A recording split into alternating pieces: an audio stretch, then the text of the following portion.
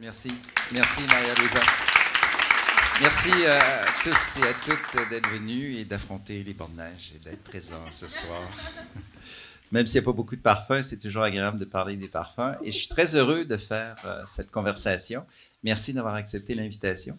Je trouve ça important parce que vous êtes inspirantes à plusieurs niveaux. Vous êtes des femmes créatives, vous êtes des femmes audacieuses, vous êtes des femmes aussi qui démarrent des entreprises parce que créer des parfums, c'est aussi les faire connaître, les vendre. Et aussi, vous n'avez pas eu peur dans votre vie de changer de parcours. Vous êtes des femmes qui ont bousculé leur vie. Et je trouve ça toujours impressionnant et fascinant de ce parcours et de le découvrir ce soir. Isabelle, j'aimerais commencer avec la pionnière, si on peut l'appeler ainsi, même si son entreprise est finalement assez jeune, parce que 2009, c'est jeune pour une entreprise. Oui, c'est 10 ans cette année. C'est un beau parcours. Et quand tu as débuté, c'est un métier totalement différent. Tu as bifurqué tout à coup. Et j'imagine qu'il y avait un peu l'ennui, ou en tout cas le besoin de défi, parce que la traduction, après criminologie et finalement les parfums, comment s'est fait ce changement et cette presque une cassure, parce qu'on est loin du monde créatif au départ? Ben, je dirais que chaque métier a son lot de créativité. En traduction, il y a plusieurs façons de traduire une phrase, puis ça nous amène à plonger dans nos pensées aussi. Mais moi, c'est ça, j'ai flotté pas mal toute ma vie avant de me trouver dans la parfumerie à l'âge de 35 ans. Mais j'ai quand même expérimenté différents métiers, différentes études.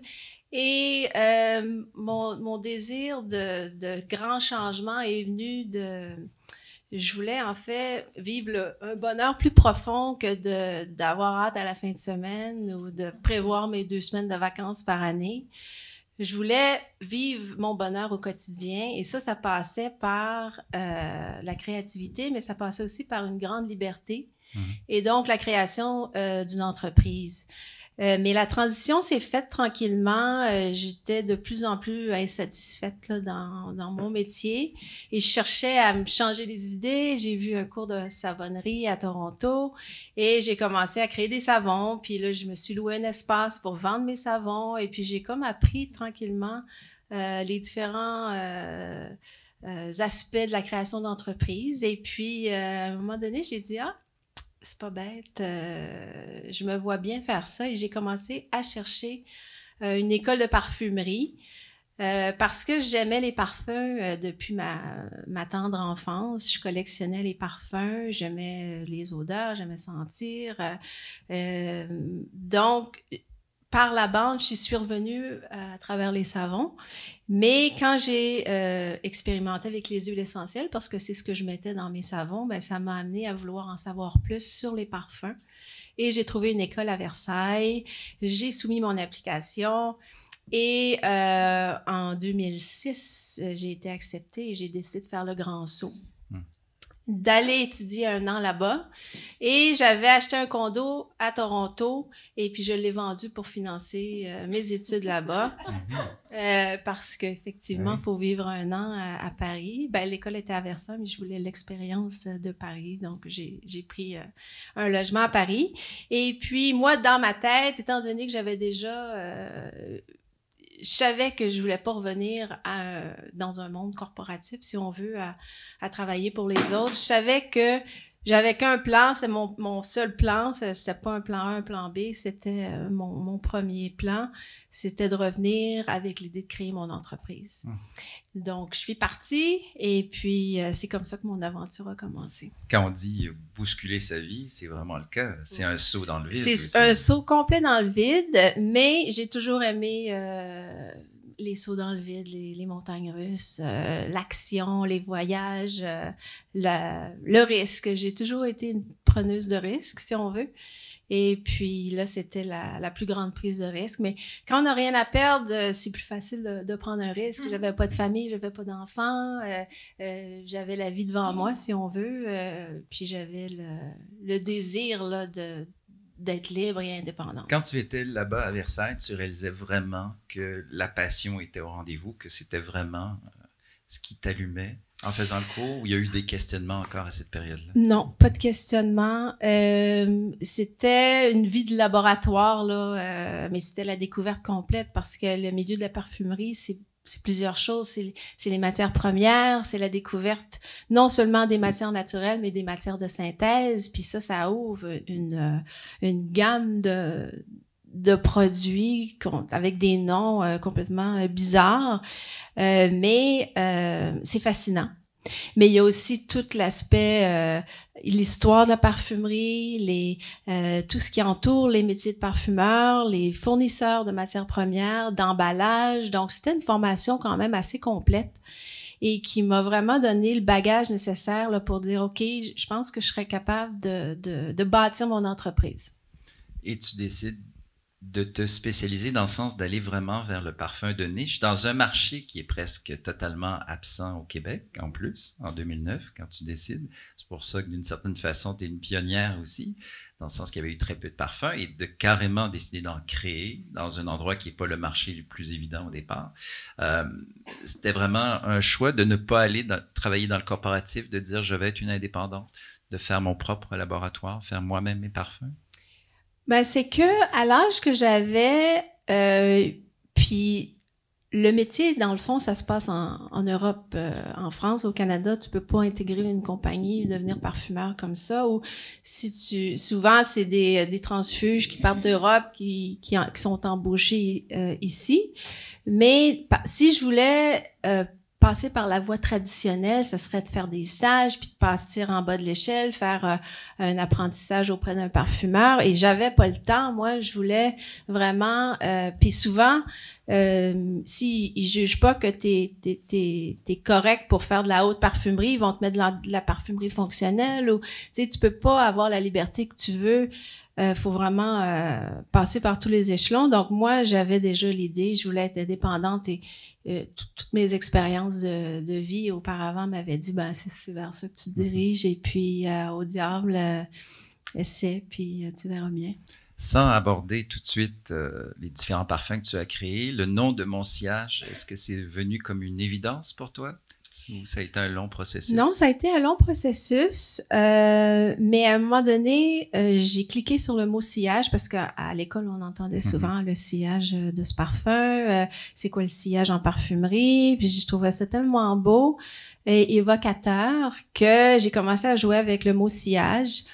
Et ça m'a tout simplement arrivé, mon sillage. J'ai essayé de l'écrire à plusieurs façons, puis...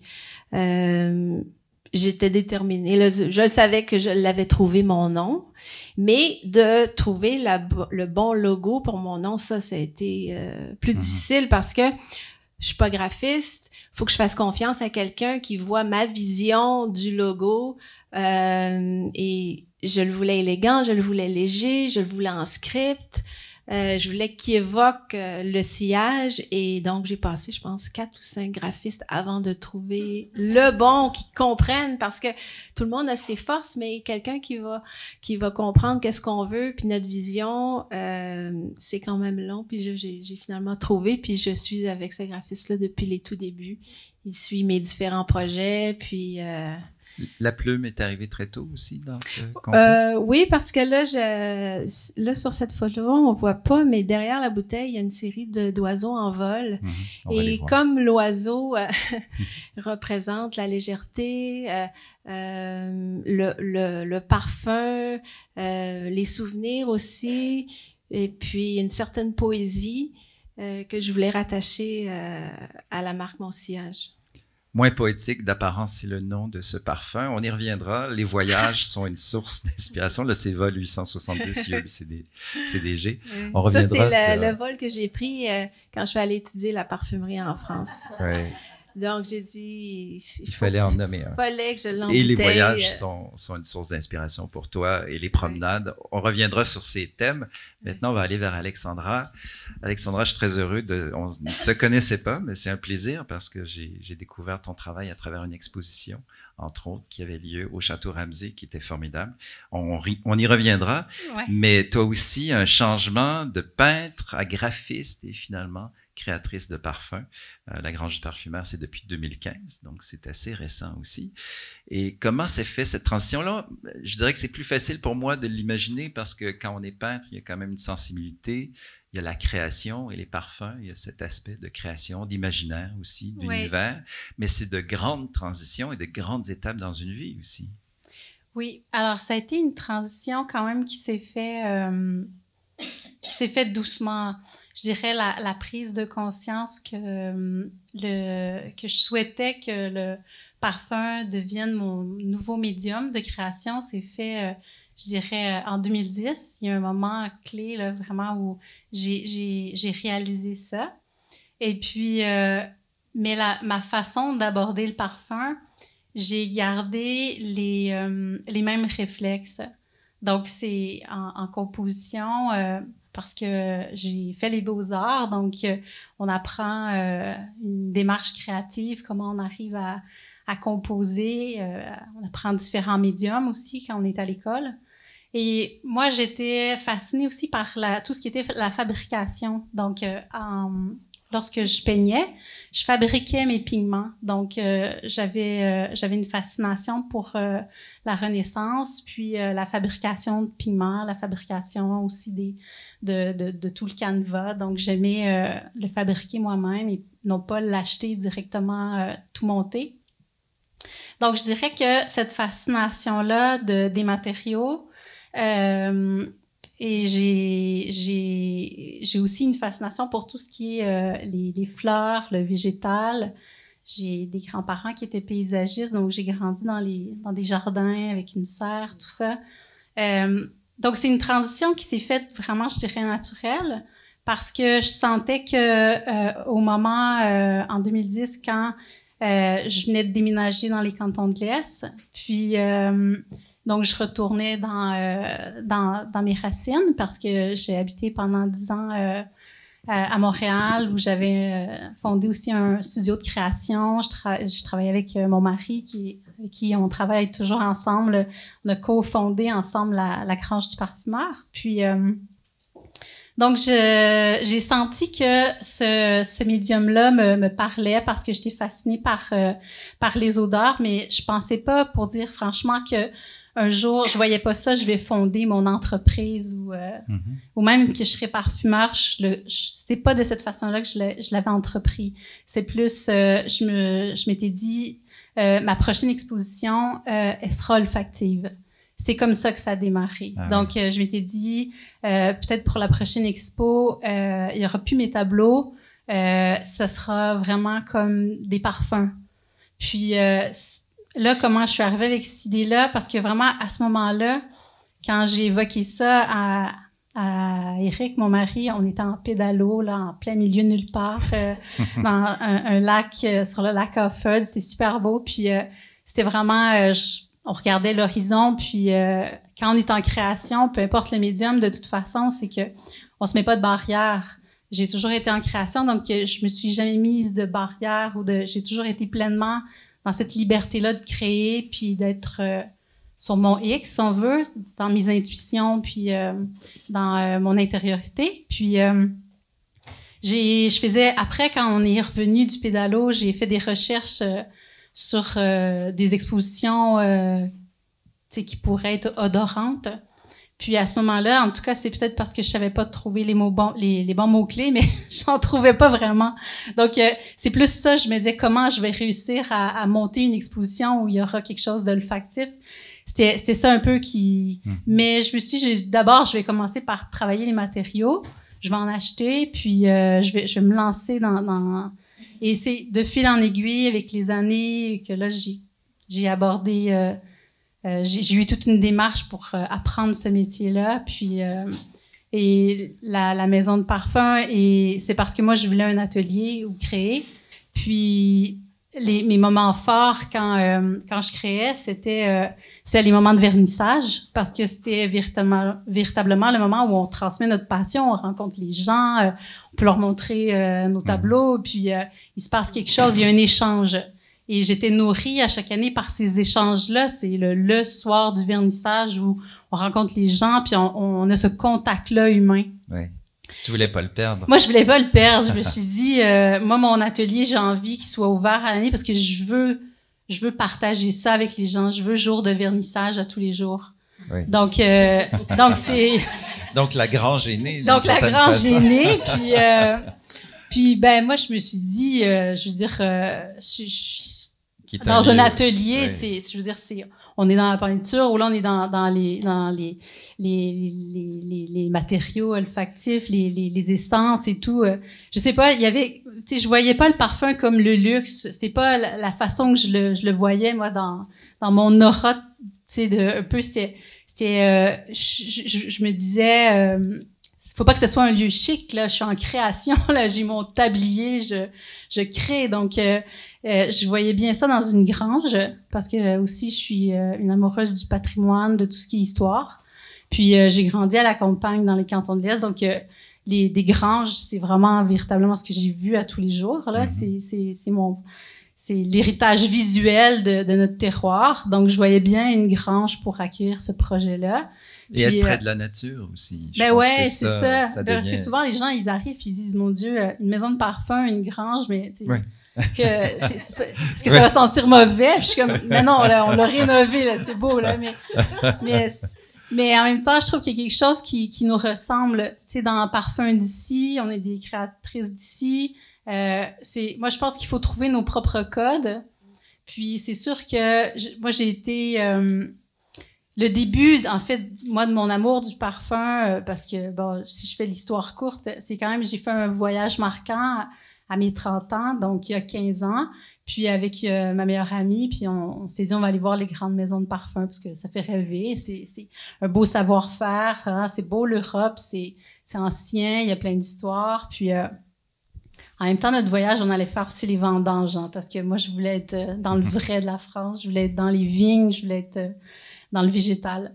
Puis, mais à la Grange Parfumeur, il y a un peu ça. Donc, il y a le luxe quand même de ce savoir-faire-là qui prend racine en Europe, mais c'est typiquement bien de chez nous. Puis, et d'aller à la rencontre des gens et de leur expliquer. Il y a cette découverte qui est importante aussi parce qu'il n'y a pas nécessairement cette culture qu'on a des parfums aussi. On va revenir à toi sur les premiers parfums. Julie, maintenant, qui, elle aussi, a un parcours très heureux de te rencontrer. En fait, on se connaît entre personnes interposées, je dirais, d'une certaine façon. Il y a un salon très connu à Montréal, Coupe Bizarre, combien de gens et d'artistes sont passés par ces lieux. Donc, incroyable. Toi, c'est la coiffure, qui a un côté très créatif, audacieux, mais qui, au départ, semble aussi loin de l'univers des parfums. Donc, c'est une démarche, tu as aussi un requestionnement et aussi peut-être, à un titre plus personnel, un drame dans ta vie qui t'a fait bifurquer, qui est le décès de ta sœur, en fait, et qui est très émouvant quand on apprend, quand on lit sur toi, que c'est ce moment de ta vie qui a dû être brutal. Ah oui, assez. Qui fait qu'on se remet en question et qui, j'imagine, fait qu'on remet en question notre entourage, notre métier, notre carrière et ce qu'on veut faire du reste de notre vie. J'ai l'impression que c'est un peu ça qui a amené, développé ta réflexion. Pas mal. Ça a quand même été... J'avais déjà un questionnement en coiffure, ça faisait quand même une dizaine d'années. J'étais formée en coiffure, mais hyper créative, là, tu sais, dans le monde de... C'était assez intense. Oui. Je me questionnais sur est-ce que j'ai encore envie de travailler pour la vision des autres? Parce que en coiffure, t'es styliste, t'enseignes, mais t'es quand même...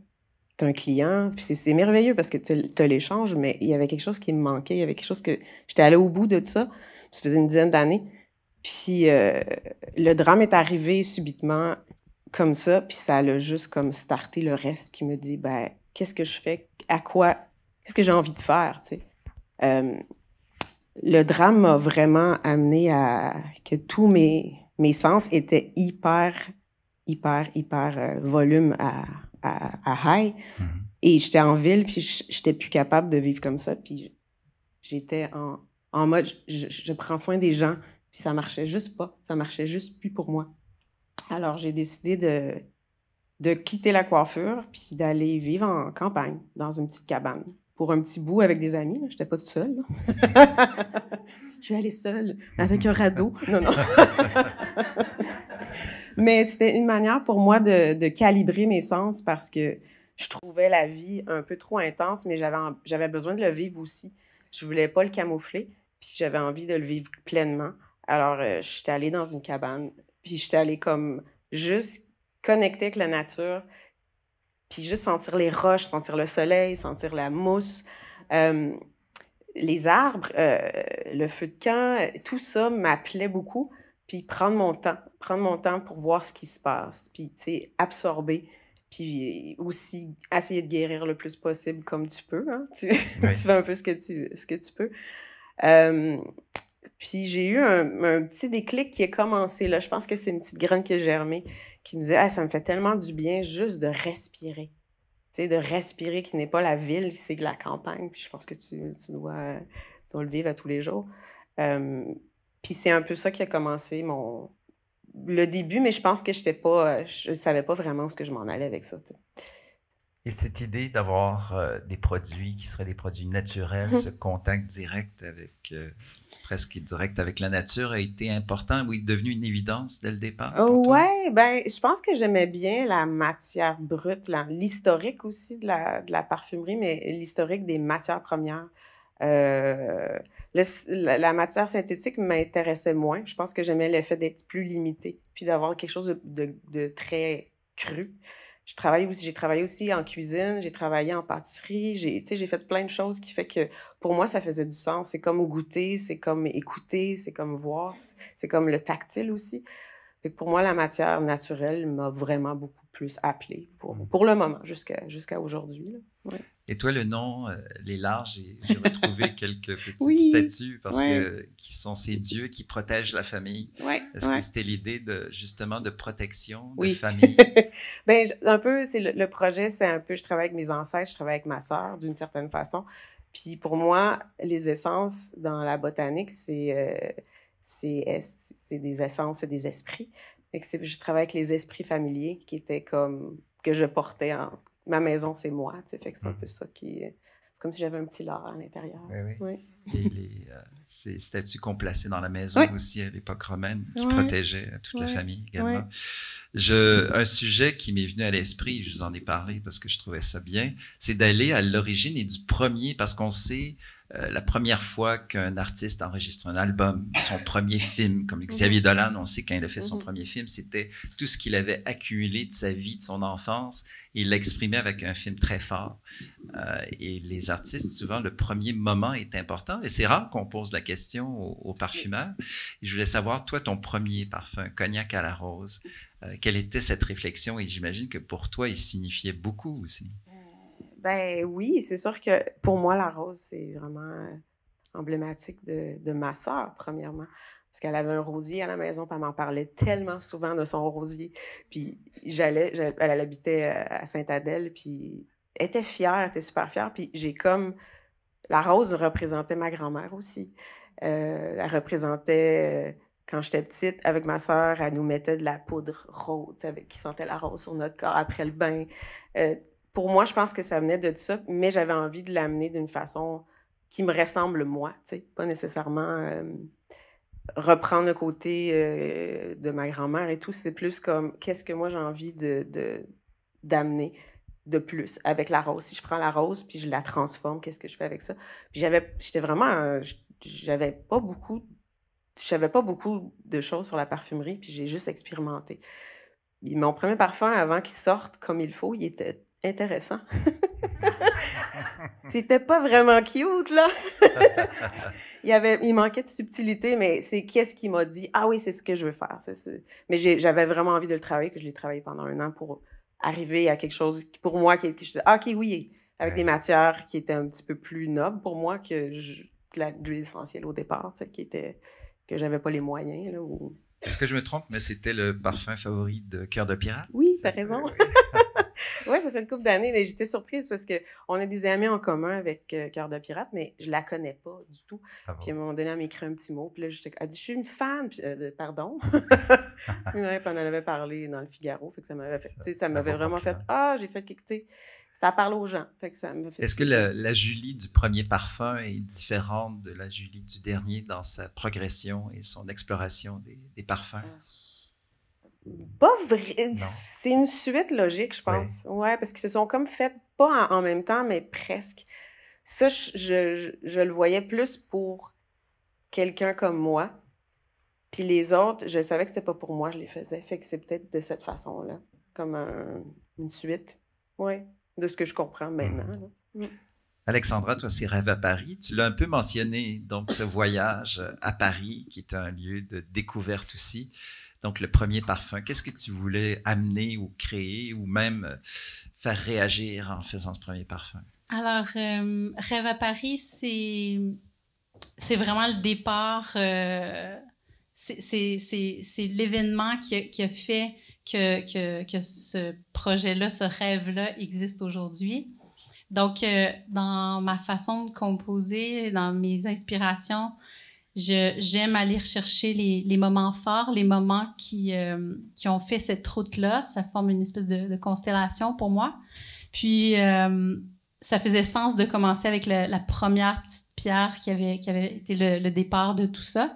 Et donc, c'était ce fameux voyage-là à mes 30 ans. Puis, j'avais une fascination pour Annick Goutal parce que je me reconnaissais un peu à travers elle dans le fait que ce soit une artiste, puis le fait qu'elle ait passé de la musique à la parfumerie.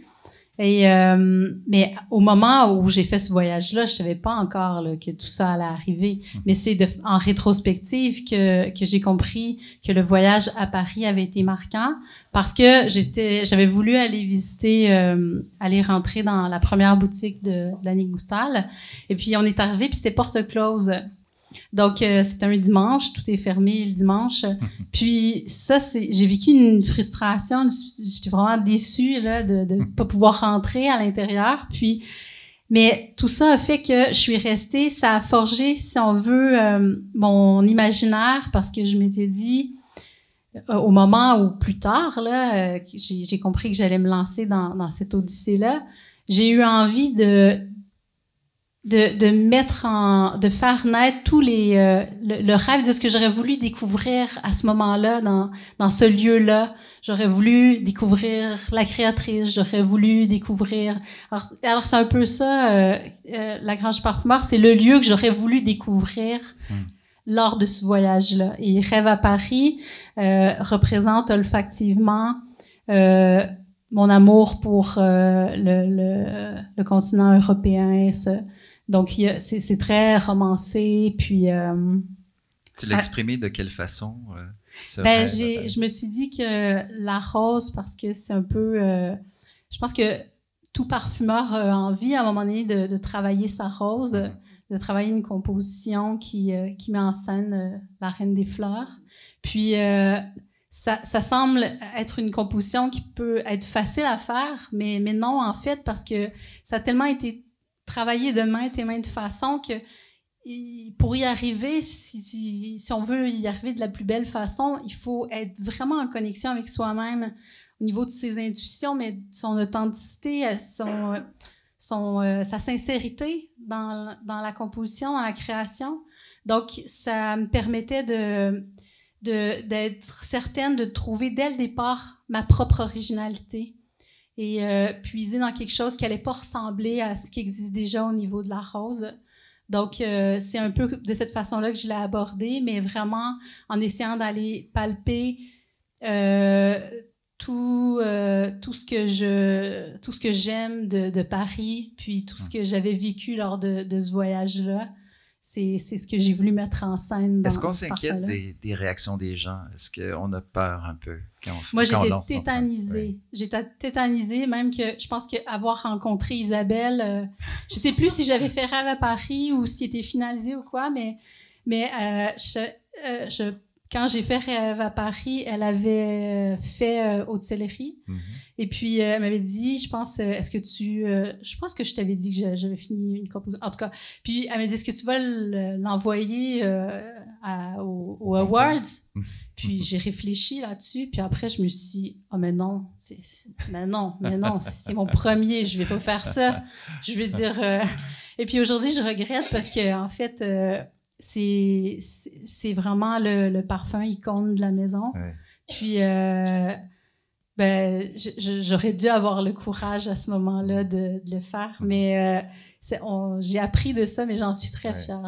Ben, c'est là qu'on voit que le premier parfum est souvent ce qui nous motive et qui va rester. Et pour les grandes maisons, c'est souvent leur premier parfum. Et Isabelle, ce qui est intéressant, c'est que toi, c'était pas seulement un, mais toi, tu as décidé, j'en lance 3 en même temps, j'en crée 3. Oui, donc, parce que... Non, mais ça va un peu avec ma personnalité. Je voulais plaire à tout le monde. Et là, j'ai décidé d'en avoir un masculin, un plus féminin, puis un plus général, un peu comme l'eau de Cologne de la marque Mon Sillage. Oui. Et comme je créais une première marque, il fallait que ça prenne un peu de place sur les tablettes. En tout cas, il y a comme... j'ai quelque chose avec les trilogies, là. Mais oui, mais le tout premier, en fait, c'est inspiré de mes voyages. Il y a Dupont Circle, puis je trouve ça drôle parce que les deux, vous avez choisi la rose comme premier parfum, puis moi aussi, Dupont Circle a la rose à l'intérieur, issue d'une histoire d'amour à Washington, D.C., où je faisais un stage en traduction et j'habitais à Dupont Circle. Et donc, c'est pour ça que j'ai intégré la rose, mais une rose que je voulais jeune et excitante et ancrée dans la mousse de chêne parce que je voulais pas trop m'envoler dans mes pensées amoureuses. Mais je dirais que la première étincelle dans ces 3 parfums-là, c'était l'étincelle entre la note de vétiver et la note de verveine de l'eau fraîche. Et là, j'ai eu un flash, j'ai dit « Ah oui, ça, j'aime ça », puis là, ça a été un moment important parce que avant ça, tu fais des essais, t'es pas sûr. Mais quand toi-même, tu as un petit coup de cœur, là, tu te dis « Ah, c'est ça, il faut que je recherche dans tous mes parfums par la suite. » Et encore une fois, l'expression du voyage, d'une certaine façon, à la fois par les noms, mais aussi par l'imaginaire qui t'habite tout le temps. Oui. C'est associé à un lieu, souvent. Effectivement, Aviation Club, c'est un club de poker à Paris, sur les Champs-Élysées. Ah oui. Et quand j'étudiais là-bas, j'allais jouer, et puis c'est une passion amatrice, mais je voulais capturer l'essence un peu plus macho, masculine là, du lieu avec les gens qui... Il n'y avait pas encore d'interdiction quand je suis allée étudier là-bas, donc les gens fumaient, buvaient jusqu'aux petites heures du matin, notes de café, de cuir, de tabac. Donc, il évoque un peu les parfums un peu plus masculins des années 80, celui-là. Quand on se lance dans une aventure comme celle-là, où il faut avoir développé une réputation, avoir une certaine reconnaissance et développer son marché, est-ce qu'une des avenues ou une des solutions, je l'appellerai peut-être pas solution, mais avenue, est d'être audacieux? Et je l'ai en exemple un peu avec Haute-Sellerie, de choquer, de provoquer, de se dire on va aller ailleurs où les gens nous attendent. Je pense pas que c'était un désir conscient, mais j'avais une vision. Je travaillais un parfum qui était plus une étude sur la note verte. J'avais réalisé qu'il y avait beaucoup de notes qui avaient une description de céleri, là, parce que quand on est à l'école, on marque un peu tout ce que la note nous évoque, puis ça nous rappelle souvent toutes sortes de choses. Puis il y a beaucoup de notes qui me rappelaient le céleri, puis j'ai eu un flash, j'ai dit « Wow, eau de céleri », j'ai vu la vision avec le céleri. Et j'ai eu un moment de doute parce que là, je me disais « Oh, les gens, c'est pas romantique comme nom, ça. » Mais je le voyais tellement que je suis allée à l'encontre de tout le monde que je connais, là, parce que si je leur avais dit que ça allait s'appeler Haute-Sellerie, ils m'auraient tous découragé de le faire. Mais moi, j'ai fait imprimer le nom tout de suite parce que là, j'ai dit, je veux que personne m'enlève l'idée de créer l'Haute-Sellerie. Et puis, c'est ça, Et puis en même temps, sans le savoir, moi, je suis allergique aux céleri, mais je pensais même pas à ça quand je l'ai créé. Mais en même temps, c'est comme... quand on est allergique à quelque chose, on le veut encore plus. Puis c'était comme ma façon de créer un céleri que je pouvais porter. Et puis, c'est ça. Puis ça donne que j'avais vu le concours. Le concours avait commencé l'année d'avant. Puis je m'étais donné comme objectif de 2015 de présenter un parfum. En 2014, de présenter un parfum au concours. Et puis, j'ai soumis ça, mais J'avais aucune idée. Aucune idée. Puis là, j'ai su que j'étais finaliste. J'ai dit, oh, wow! Je pouvais même pas le croire. Et puis, c'est ça. Ben, je pense qu'on peut l'applaudir parce que c'est un prix très important. Merci. C'est un prix international et dans la catégorie artisan. Donc, ça doit faire chaud au cœur quand justement on a pris des risques, qu'on a remis sa vie en question, on se lance dans l'aventure, on a un coup d'audace et en bout de ligne, le prix est au rendez-vous. C'est assez rare, hein? C'est exceptionnel même. C'est exceptionnel, oui. Puis on peut jamais imaginer que ça va arriver. Et c'est en fait le parfum qui m'a un peu plus fait connaître et qui m'a permis d'en vivre parce que jusqu'à ce moment-là, c'était, tu sais, c'est pas élogieux, là, mes chiffres d'affaires ou quoi que ce soit. Mais ce prix-là m'a permis d'utiliser ce prix-là pour me faire connaître ici au Québec, parce que le Québec, c'est un petit marché, mais assez grand pour que l'information se passe quand même assez rapidement. Et puis, se faire connaître, c'est quand même plus facile au Québec que partout ailleurs au monde, je dirais, étant donné notre petite communauté francophone. De gens fidèles aussi, j'imagine. Mais t'es quand même une inspiration. T'sais, pour moi, t'en es une qui a parti ça ici. T'sais. Pour moi, ça a fait comme une femme qui a parti de la parfumerie ici, ça existe. Fait que ça m'a comme aussi aidée. Je voulais te le dire. Ça pouvait exister. Merci. Ça me fait chaud au cœur.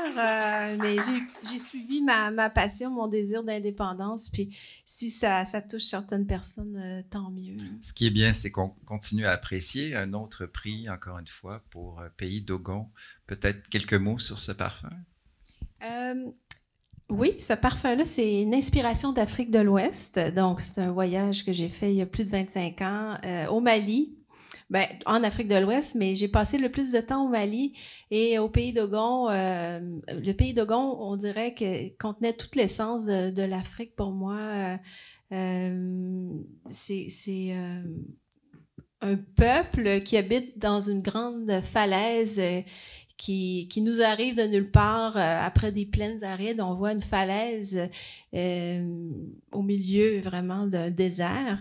Et cette falaise-là est tellement grande et haute qu'elle capte un peu plus l'humidité que le reste du pays. Et là, on voit de la végétation. Et donc, c'est un peu de végétation à travers l'aridité de l'Afrique. Et ça m'a inspiré vraiment un parfum qui est aride et humide à la fois.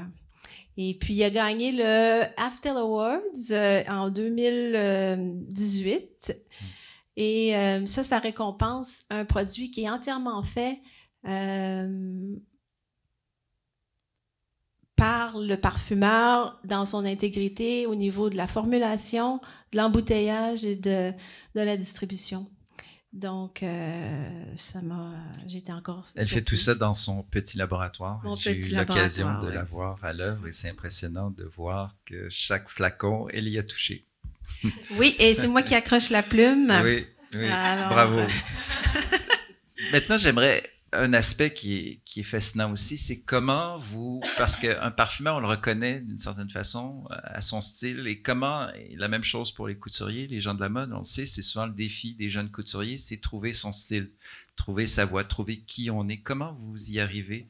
C'est une question qui s'adresse un peu à vous tous. Je sais que ça se fait en enchaînement, tu disais un peu, du premier parfum, ça s'est fait d'une façon logique. Mais la question s'adresse à vous. En se coupant de tout. Ah oui? Pour moi, c'est important de ne pas vraiment suivre ce qui se passe dans la... Ah oui? Pas trop... Parce qu'il y a plein de gens qui me disent « Ah, tu devrais t'inspirer. » Oui, je suis déjà inspirée dans la vie.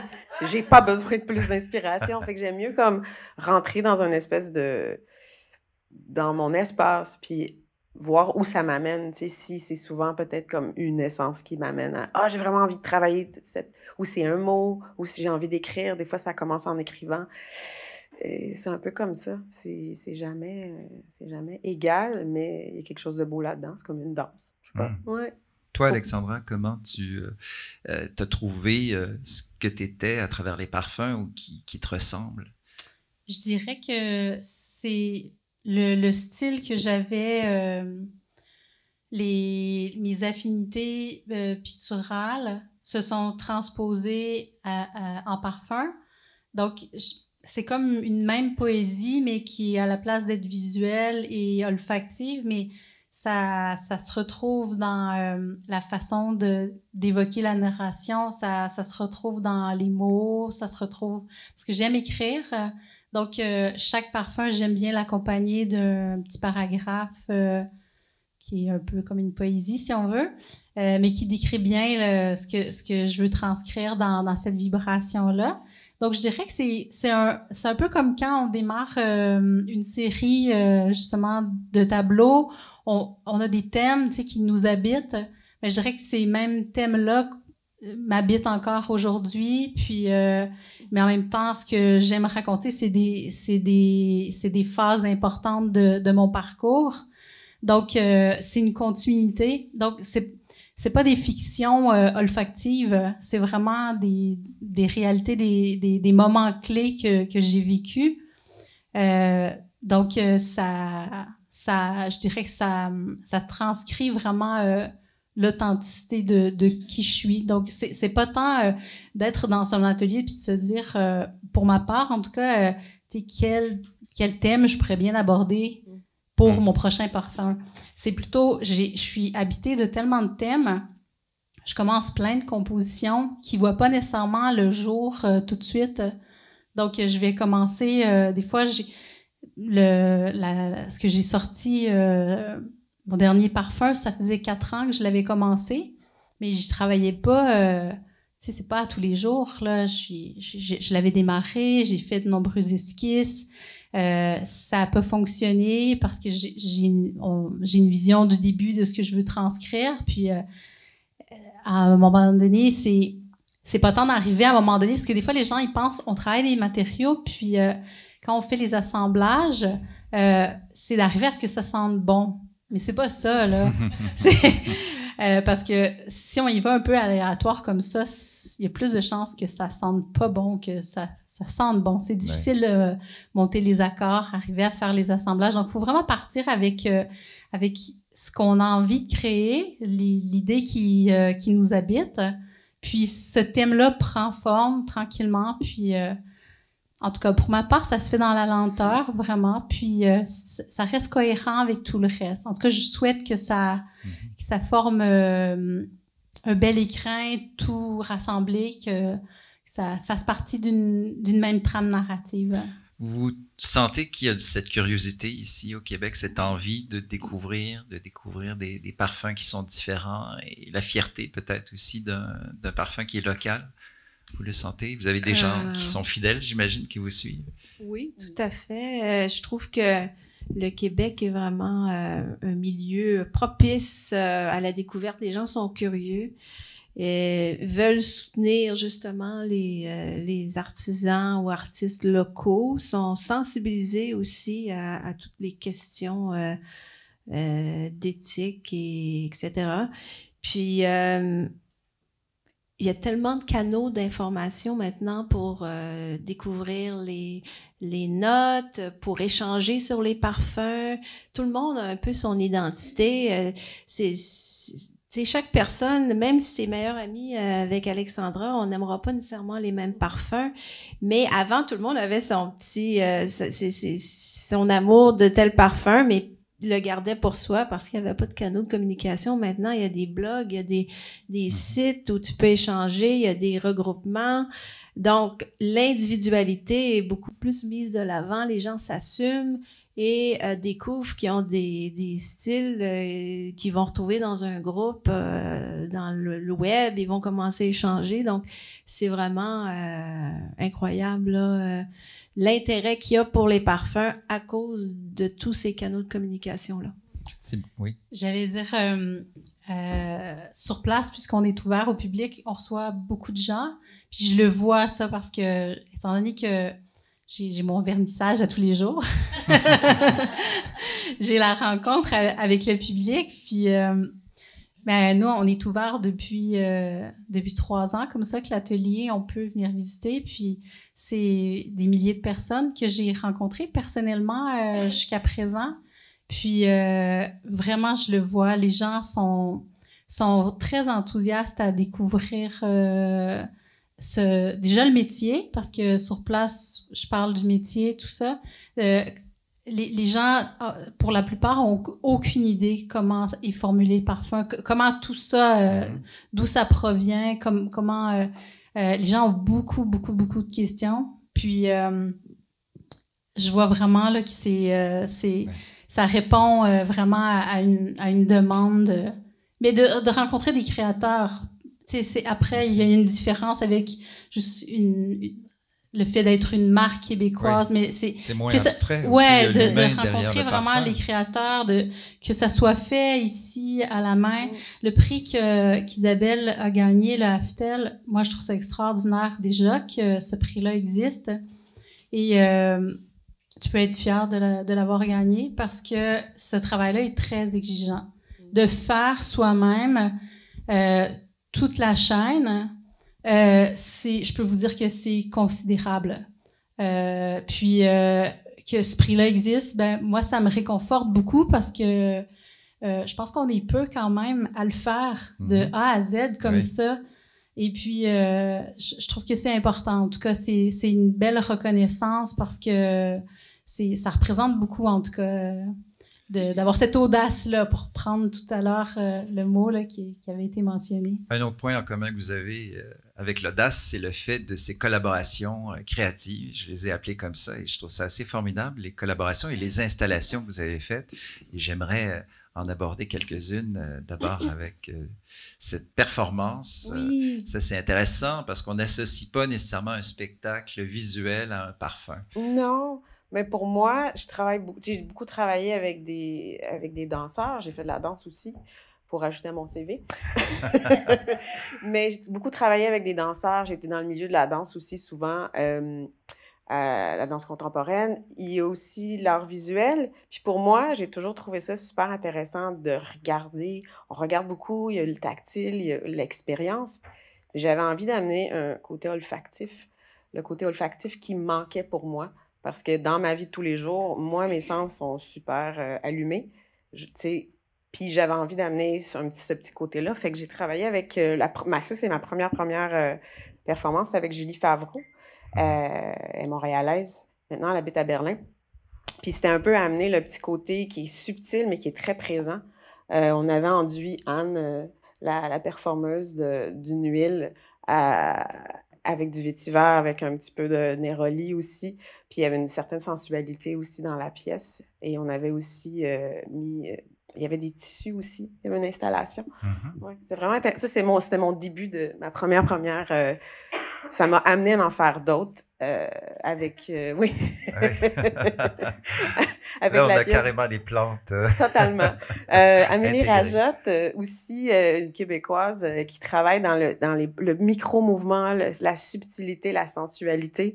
Et il y avait sa sœur qui faisait de la musique, qui avait aussi capté les plantes avec ses machines pour faire la base de la musique.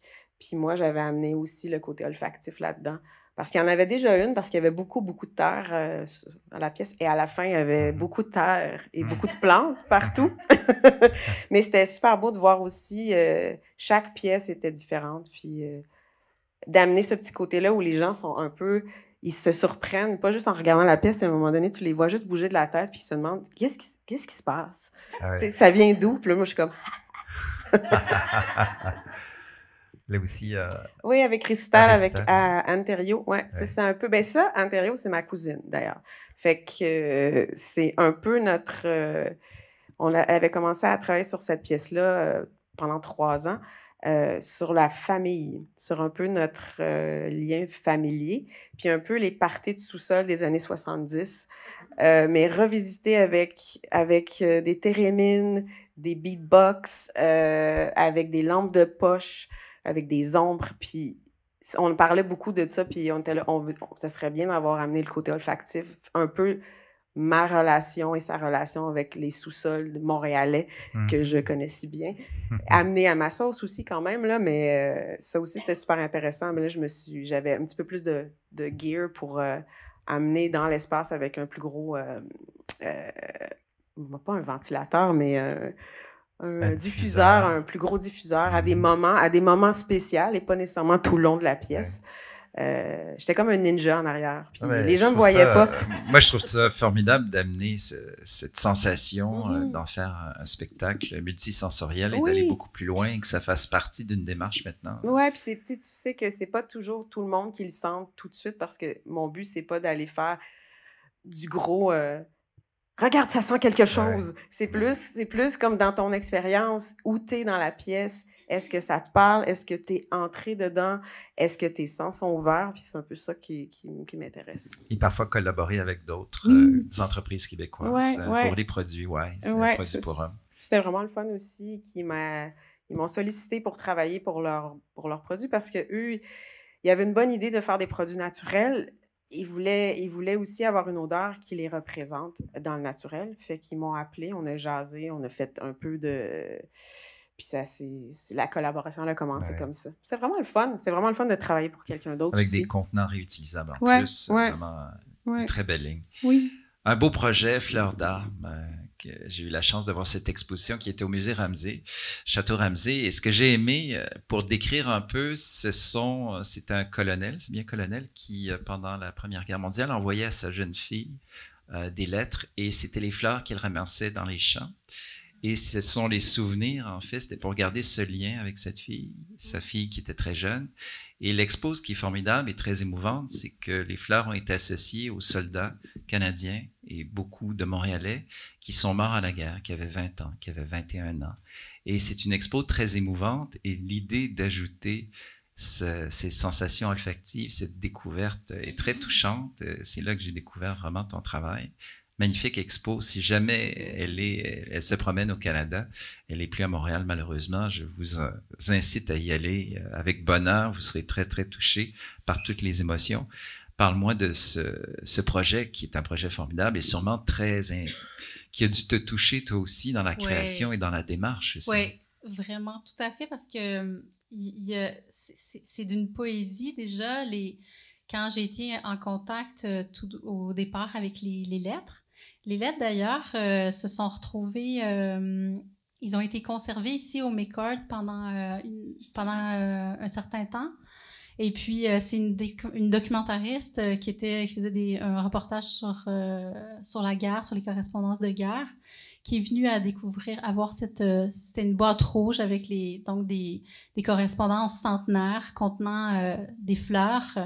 Et puis, le colonel, donc George Stephen Kentley, il écrivait à sa fille Célia à Montréal à tous les 2 jours.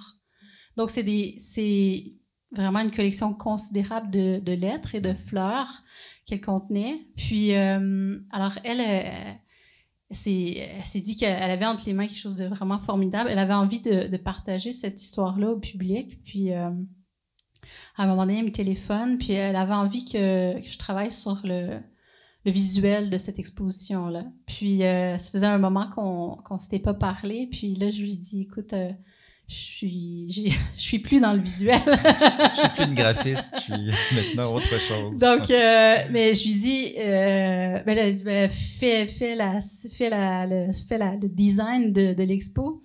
Quand même, tu vas amener ce côté-là. Puis je lui dis, écoute, moi, l'expo, je me suis mise à pleurer au téléphone. Puis je lui dis, je vois déjà un peu, ça va être ma première expo olfactive. C'est drôle parce que dans le pédalo, finalement, avec Éric, je m'étais comme imaginé que ma première exposition serait sur des correspondances.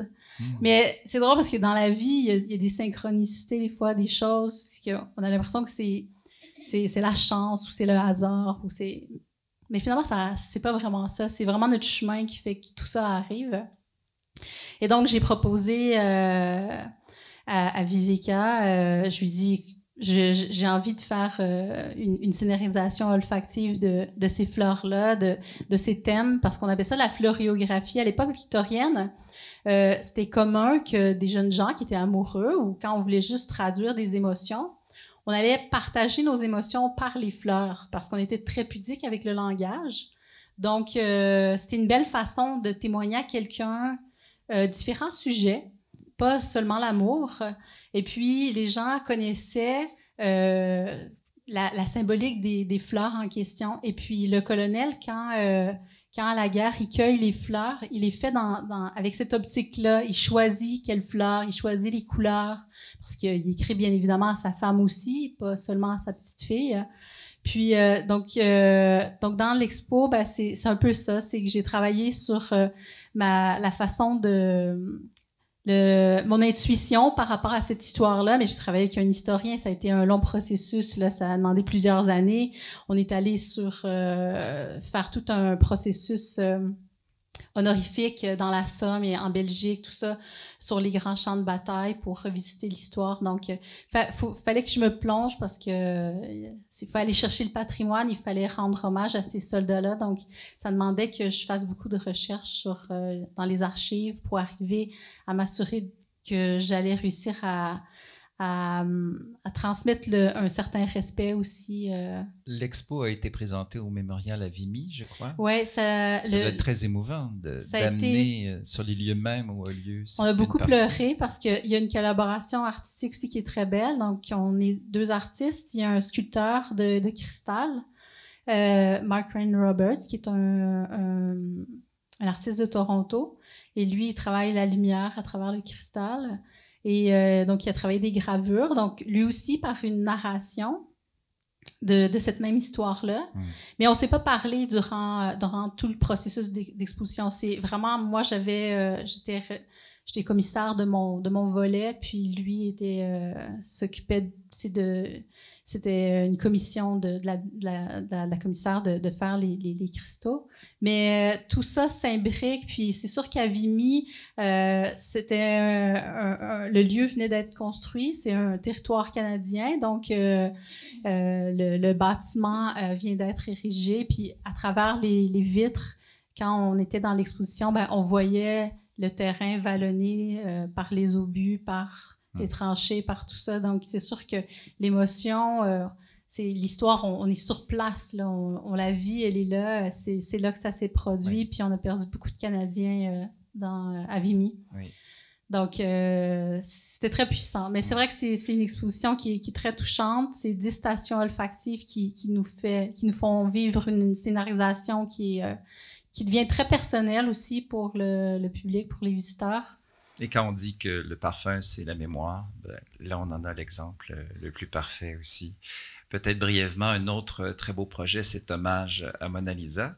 Mais le temps file, donc peut-être juste nous mentionner cette alors, Mona Lisa, 2019 c'est marquait les 500 ans du décès de Léonard de Vinci.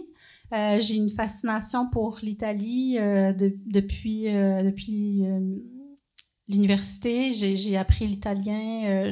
C'est une période de l'histoire de l'art, la Renaissance qui me parle beaucoup. Donc, j'ai souhaité parler de la Joconde parce que c'est quand même une icône qui a été revisitée par maintes et maintes artistes. Hein. Dernièrement, vous avez certainement vu un peu le Rubik Mona Lisa. Là. Donc, je pense que un peu comme la rose, les parfumeurs ont envie de travailler la rose. On dirait que des fois, les artistes contemporains ont envie de travailler l'icône de Mona Lisa. Et moi, j'avais envie parce que j'ai voulu aborder vraiment l'aspect de la femme. Donc, c'était un travail un peu féministe de lui donner une voix parce que je trouvais qu'avec les années, on avait perdu... Cette femme-là était perdue derrière l'icône et on sait très peu de cette vie-là. Donc, c'est toute une démarche où là, je lui rends hommage, je retourne sur son lieu de naissance, puis je suis partie sur les traces et je lui ai dédié l'iris, une matière première d'exception en parfumerie qui était prisée aussi à la Renaissance, puis je suis allée extraire sur place. En fait, je voulais rendre hommage, mais de la façon la plus qu'authentique, la plus, je dirais, sincère possible, parce que c'était vraiment cette femme-là. Je voulais que dans la démarche, je voulais communiquer d'une certaine façon avec elle. Je voulais vraiment... en tout cas, qu'elle a un souffle, oui, qu'on arrête d'être, tu sais, la caramide, le sourire, la beauté extérieure. De l'humaniser par le parfum aussi. Exactement. Ça... Donc le parfum évoque la rencontre entre l'artiste et la femme à l'atelier. Donc, c'est ce que veut évoquer le parfum Sfumato. Espérons que cette installation se promènera vers Montréal. Parce Oui. qu'il était à Hartford, ce serait formidable de le découvrir. Et pour terminer, avant de passer à la période de questions, il y a plusieurs projets qu'on pourrait aborder avec toi. Il y a cette pièce de théâtre. Et j'aimerais qu'on se laisse du temps pour parler du dernier projet, l'installation qui était dans la région de Kamouraska, qui est une région que tu connais très bien, de l'enfance. Ben oui, c'est ça. Ça, c'est une pièce de théâtre. Ben, pas une pièce de théâtre, mais une pièce de danse. Et on m'a demandé de créer les odeurs pour cette pièce-là. Et puis... qui est une pièce assez audacieuse et provocante aussi. C'était pas les parfums les plus qu'on porterait tous les jours. Là. C'était vraiment des odeurs de corps et de... Ouais. Oui, des odeurs charnelles. Il y avait une évocation du cheval dans cette pièce-là. Donc, j'avais fait une odeur là, qui sentait un peu le cheval. Et il y avait aussi une odeur de tabac. C'était vraiment des odeurs là, très sensuelles, si on veut. Ah ouais. Et puis, ça avait... oui, ça avait... Ça aussi, ça doit être tout un travail d'exploration. Il y a eu quelques projets... des cadeaux protocolaires, des projets spéciaux faits. Une série de bougies pour donner aux invités qui passent par la ville de Montréal, les invités de marque. Donc, j'avais gagné un concours et puis le cœur représente le logo de la ville de Montréal et chaque odeur représentait un pan de l'histoire de Montréal. Donc, ça, c'était 3 dates étaient gravées sur le béton, puis ça évoquait l'historique religieuse, le Saint-Laurent. Il y avait aussi le béton. Il y avait une odeur de béton pour l'architecture montréalaise. Donc, c'était un beau projet. Et là, tu passais tes étés à Rivière-Ouelle, près de Kamouraska. Oui, notre chalet d'enfance est à Rivière-Ouelle, proche de la Pocatière et de Kamouraska. Et puis, l'année dernière, j'ai créé le parfum Route du Quai, qui évoque mes souvenirs d'enfance, mais j'ai voulu créer une genre de pastorale des odeurs de la région en 9 tableaux différents.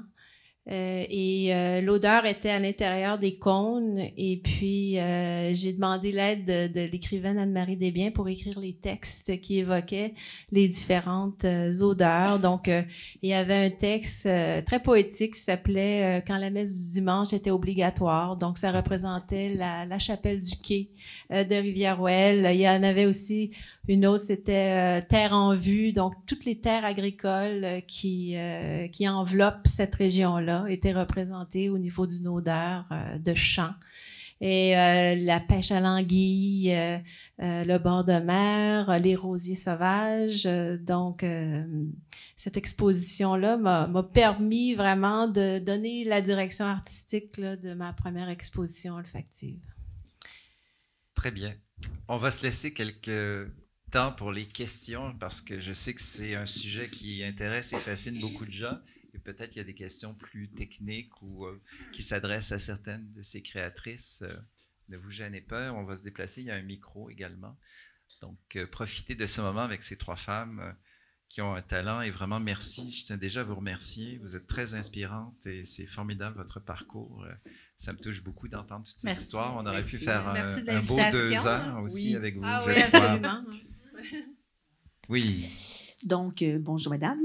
En fait, j'étais intriguée par le fait que maintenant, de plus en plus, on parle des produits non genrés dans le milieu de la mode avec un grand M. Donc, je me demandais si vous aviez une approche dans votre processus de création de parfum, si ça doit absolument être pour la femme ou pour l'homme, ou au contraire, c'est l'humain, et puis c'est un peu comme vous avez raconté, c'est l'histoire et c'est l'ingrédient qui prime et non le résultat ou enfin la connotation. Moi, c'est pas mal ça. Ma compagnie est pas mal basée là-dessus, sur le non-genré. Peut-être parce que je suis dans un milieu qui est comme ça depuis des années, puis parce que ça m'inspire. Pour moi, il y a l'homme, la femme, les genres, ça se mixe ensemble. C'est plus l'ingrédient pour moi qui porte ça. Puis j'aime bien balancer ça aussi, pour pas que que ça soit les deux qui peuvent porter le même parfum. Je trouve ça super le fun. Tu sais, j'ai déjà eu un témoignage une fois d'un gars, il me dit « Hey, c'est toi qui les larges, ouais. » Il dit « Ah, je tripe vraiment sur ton parfum, je le porte toujours. » Mais il dit « Il coule dans mon sac. Il disparaît vite. » Je dis « Ah oui? » Puis là, sa copine, plus tard, elle dit « C'est moi qui le prends quand il n'est pas là. » Fait que pour moi, ça l'a juste expliqué à quel point que c'était parfait. Ce que j'ai voulu créer et a fonctionné. C'est des idées souvent que le marketing nous a imposées, Ben que oui. les hommes portaient certains parfums et les absolument. femmes d'autres.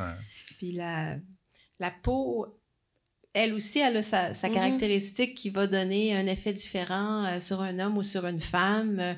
Il y a de moins en moins de barrières justement à ce niveau-là. Puis ce sont tous des ingrédients qui évoquent la nature, donc je ne verrais pas nécessairement un genre à tous ces ingrédients-là.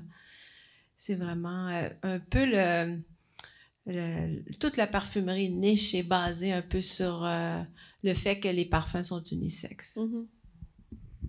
D'autres questions? Oui. Bonsoir. Je vous remercie pour cet événement parce que je suis assez touchée de voir l'émergence de cette parfumerie ici au Québec après toutes ces années et à quel point la créativité se rend aujourd'hui jusqu'à dans des installations olfactives. Vous avez toutes les trois un profil un peu similaire, donc beaucoup de créativité qui va au-delà du parfum, mais dans la mise en scène. Bref, je suis parfumeur moi aussi, donc je suis venue au Québec il y a une vingtaine d'années pour étudier en anthropologie l'univers olfactif chez les Inuits de l'Arctique canadien. Donc j'ai un parcours un peu atypique aussi. Et de fil en aiguille, je suis repartie en France pour étudier l'art de la parfumerie à Grasse, au Grasse Institute of Perfumery. J'ai passé quelques années dans l'industrie du parfum et de retour ici. Et donc j'ai fait aussi ce choix de l'industrie. Enfin, je travaille dans une société ici à Montréal, donc je fais partie de ces transfuges dont tu parlais, Isabelle. Bravo.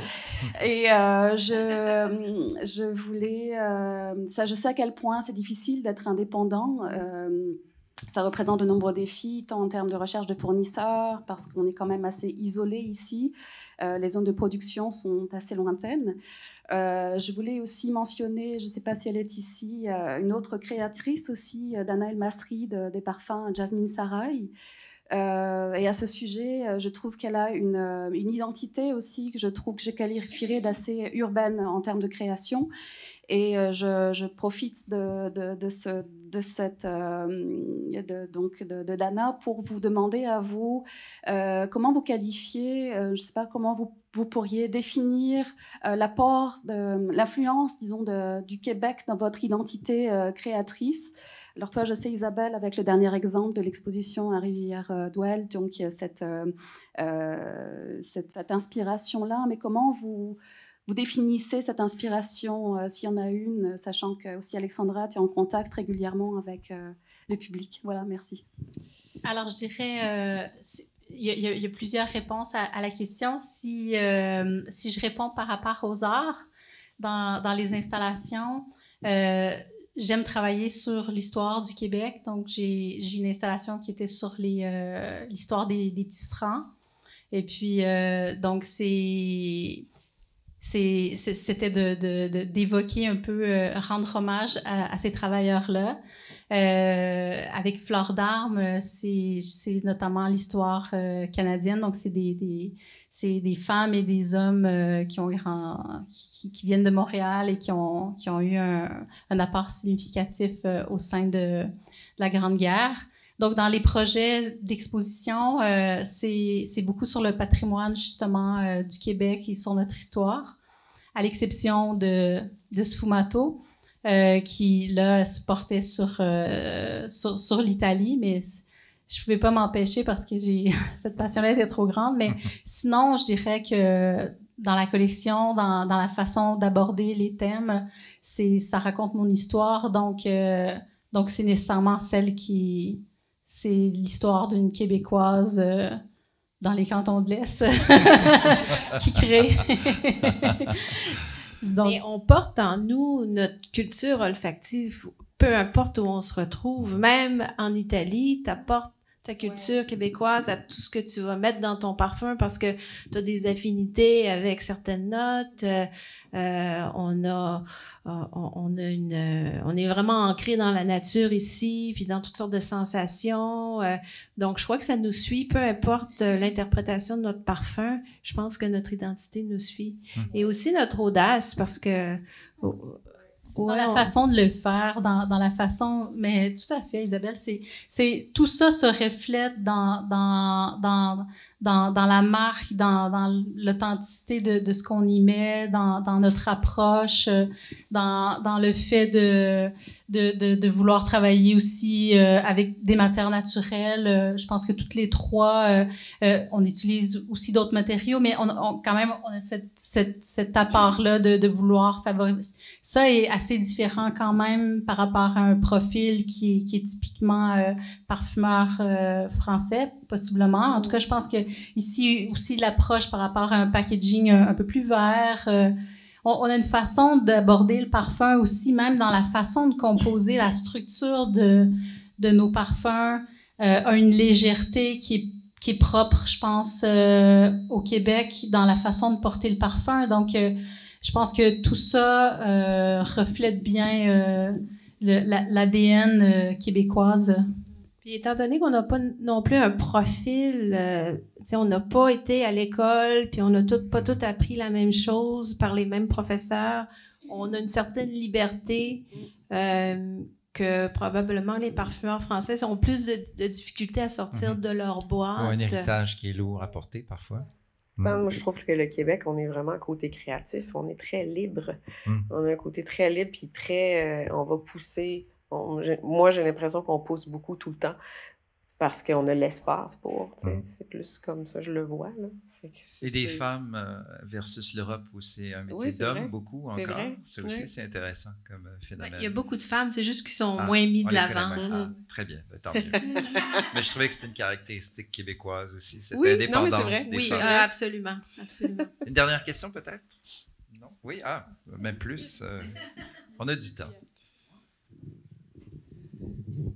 Tout d'abord, je voulais vous féliciter pour avoir pensé à organiser cette conférence. Merci. Je voulais juste vous souligner un petit détail. Lorsque je suis arrivé ce soir, j'ai trouvé que l'odeur du hall d'entrée avait une très belle... C'était très agréable et c'est invitant. Et je trouve qu'en général, ici, dans les complexes, on ne soigne pas suffisamment ces parfums d'ambiance. C'est vrai. D'après moi, ça influence le comportement humain. Lorsqu'on rentre dans une boulangerie, on est toujours impressionné, que ce soit une pâtisserie. Alors, vous, les parfumeurs, je veux dire, essayez de sensibiliser peut-être les gestionnaires d'immeubles. Parce que, je veux dire, rentrer dans un hôpital, les pharmacies, évidemment, souvent, on en met tellement d'odeurs que là, c'est trop. Mais ce soir, là, entre autres, là, moi, j'ai été agréablement... Quand tu traverses la porte, tu rentres dans le hall d'entrée, il se dégage une odeur. Je ne pourrais pas vous le décrire, cette odeur-là, mais c'est accueillant. Et d'après moi, ça influence les visiteurs. Alors, vous avez cette mission-là. Je vais la prendre, on va la prendre, je pense. Le marketing olfactif prend de plus en plus de place. Ouais. Il y a beaucoup de grands hôtels qui se font faire une odeur type, une signature. Et puis, oui, effectivement, les gens sont... Vous aimez ce genre de défi? Ça vous plairait, l'idée, oui? Oui, je trouve de créer ça super pour des lieux. Oui. Bon, on lance un défi au musée, peut-être. Merci, ça pourrait devenir un concours. Oui, c'est vrai. Très bonne idée. Il y avait une question à l'avant, ici, monsieur. Oui. Bonsoir, merci en fait pour avoir partagé vos histoires vraiment uniques à chacune à vous. J'avais une question particulière concernant... tu sais, le démarrage, c'est vraiment des fois un problème. Je voulais savoir quels ont été vos plus grands problèmes dans le démarrage, en fait, parce que c'est une histoire que vous ramenez, mais de voir la mettre côté entrepreneuriat et tout ça, c'est une autre chose. Je voulais savoir quelles ont été vos difficultés pour aller à travers cette phase de changement de l'art à tout ce qui est entrepreneur. Pas évident. Les fournisseurs. Ah oui. Ouais. Moi, j'ai trouvé que l'idée que j'avais, en tout cas que j'avais envie de transmettre, juste par exemple dans le packaging, je réussissais pas à trouver des fournisseurs au Québec qui allaient avoir ces produits-là ou qui allaient avoir juste le papier ou en tout cas les fournisseurs c'est complexe. Puis c'est que la demande n'est pas assez présente, puis les moulins de papier en tout cas c'est plus ce que c'était pour avoir travaillé dans le packaging. Mais bref, je dirais que les fournisseurs, c'est ça qui est difficile, tant pour les matières que les flacons, puis arriver aussi à avoir des impressions sur des matériaux qui nous plaisent bien. C'est beaucoup d'argent. Ça en prend.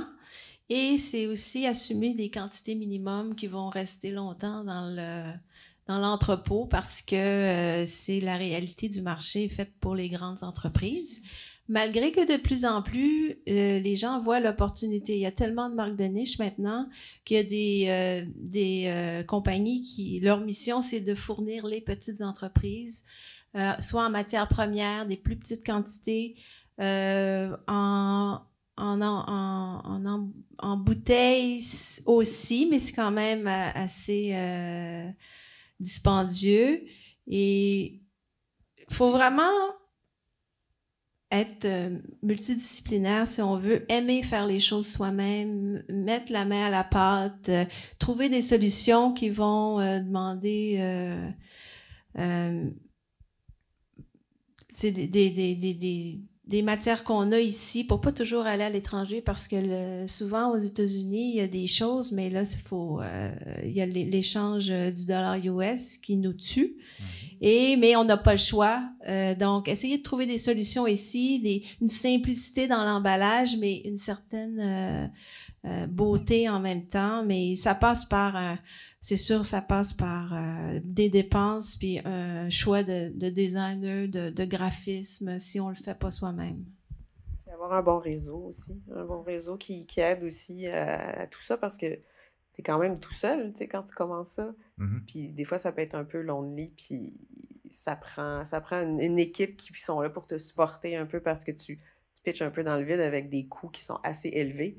Puis dans une place où ici, il y en a pas beaucoup, tu sais, mais il y a place ça bouge. En tout cas, j'ai l'impression que ça bouge de plus en plus. Puis de ne pas se décourager si non, c'est ça a moins d'impact ou si les gens ne sont pas au rendez-vous nécessairement, de penser au prochain et de continuer. Une autre question? Oui, bonsoir. Merci pour l'événement. Merci. J'ai juste simplement une question sur les parfums que j'aime, moi. J'ai trouvé beaucoup de bons parfums parce que depuis que j'étais petite, je suis en amour avec des parfums partout, à la maison, dans la salle de bain spéciale, dans la chambre. J'ai cherché le parfum de gazon. C'est quelque chose, je voulais savoir, vous avez dit que vous travaillez sur les produits naturels. Donc, si vous avez jamais travaillé sur le parfum de gazon, c'est vraiment bon. Après eau de céleri, eau de gazon. Oui, eau de gazon. Mais il y a du gazon dans l'eau de céleri. T'en fais une molécule qu'on utilise beaucoup qui sent le gazon frais tondu avec un petit peu de gasoline. Non, pas de gasoline. Et puis, autre chose, il y avait deux parfums que je cherche partout au Québec. L'autre, c'est l'huile d'ambre. Toujours, je demande, il dit non, malheureusement, on fait pas. C'est pas l'huile essentielle, c'est l'huile d'ambre, parfum de l'huile d'ambre. C'est vraiment bon. Merci Très quand bien. même. Merci. Merci, mesdames. Ça a été une joie et un plaisir d'échanger avec vous, mais de vous connaître un peu plus ce soir. Merci beaucoup. beaucoup. Très, très inspirante. Merci infiniment.